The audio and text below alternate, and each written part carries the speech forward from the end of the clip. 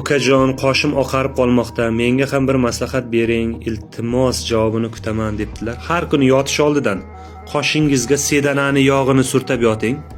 Chorni timni masla bor-ku. Masla chorni timnigo.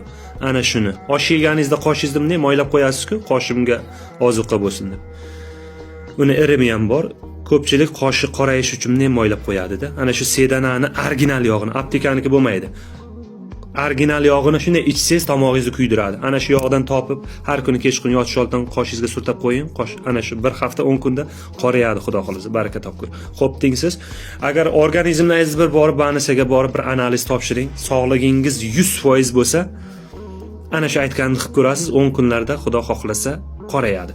Sochiga erta oq tushib turgan yigitchalar, anjirni bariga katta bo'lguncha kamda sabr qilasizlar. Ungacha sochingizni bir kalga olib sedanani qora yog'idan surtaysiz, keyingi o'skani qora bo'lib chiqadi inshaalloh. Keyingi o'sgan. Agar keyingi o'skani yana oqardimi, yana bir kalga olib yana sedanani yog'ini surtang. Qizlardika sochiga oq tushayotgan bo'lsa, ana shu sochlaringiz tagiga bir bala qilib sedanani yog'laridan surtab yuring. Cherezdan qiling, sochlaringiz moylaqa bo'lsin.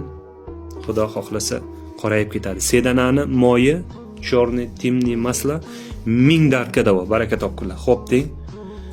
O'limdan boshqa hamma dardga davo sedana yog'i. Tojikiston G'ulomjondan foydali maslahat. Men ko'p tavsiyalar nimalarni, maslahatlarni Rustam tabibdan olaman.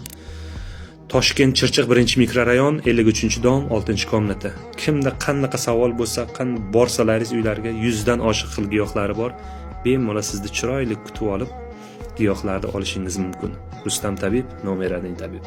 G'ulomjondan foydali maslahat Tojikistondan, Tojikiston Bapesh.